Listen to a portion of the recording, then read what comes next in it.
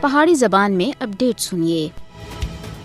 بھارتی فوج سن بڑے پیمانے دے اتنے مقبوضہ جموں کشمیر گھراں دے اتنے چھاپے مارنا، منمانی گرفتاریاں اور ماورا عدالت قتل دے نال مقبوضہ جموں کشمیر وچ اپنا وحشیانہ کریک ڈاؤن اور زیادہ بڑھا کے دا ہے۔ بھارتی قابض حکام سن منظم طریقے سے کشمیریوں کو نشانہ بنانا شروع کر کے دا ہے۔ گھروں کو مسمار کیتا جا رہا اور نوجوانوں کو گرفتار کر کے شہید کیتا جا رہا اور پوری کشمیری قوم کو دہشت زدہ کیتا جا رہا ہے۔ پہلگام حملے دے بعد 2000 دے زیادہ کشمیریوں کو گرفتار کر کے دا ہے اور 3 نوجوانوں کو ماورا عدالت شہید بھی کیتا ہے۔ پہلگام فالس فلیگ آپریشن کے بعد پوری وادی کشمیر وچ کٹ تے کٹ 1 درجن مکانات کو بارود لا کے اڑا کے دا ہے۔ مودی حکومت تے جھابرانہ ہتھکنڈا دے باوجود کشمیری اپنی جدوجہد آزادی دے واسطے پرعزم اور ثابت قدمی دے نال ڈٹے ہوئے ہیں۔ کشمیریوں دے اوتے مسلسل ظلم و ستم جاری ہے۔ مودی دے دور اقتدار وچ بھارت اسلاموفوبیا سن انتہائی ملک شکل اختیار کر کے دی ہے۔ مسلمانوں دے خلاف زہر اگلی جا رہی ہے اور مودی دے بھارت وچ ہندوتوا نظریات کو آگے بڑھایا جا رہا ہے۔ ہندوتوا رہنما کھلے عام پاکستان دے اتنے حملہ کرنے اور کشمیریوں کو بھارت کے اندر تشدد کا نشانہ بنا رہے ہیں اور مسلمانوں کے خلاف ہتھیار دے استعمال کا مطالبہ کر رہے ہیں۔ ماہرین سن پہلا ہی بھارت وچ مسلمانوں کی نسل کشی کے بارے وچ دنیا کو باخبر کیتا ہے۔ بھارت وچ مسلمانوں کو شدید جانی اور مالی خطرات لاحق ہیں۔ بھارت وچ مسلمانوں کے اتنے بدھتے ہوئے حملے عالمی برادری دے واسطے ایک چیلنج ہے۔ بھارت اس خطے دے واسطے دن با دن خطرہ بنتا جا رہا ہے۔ بھارت اپنے گوانڈی ملکوں کو بھی معاف نہیں کر رہا۔ پہلگام حملے دے بعد وچ بھارت سن اس خطے دے اندر جنگ جیسا ماحول پیدا کر کے دا ہے۔ لہذا اقوام متحدہ سمیت بین الاقوامی برادری کو بھارت کو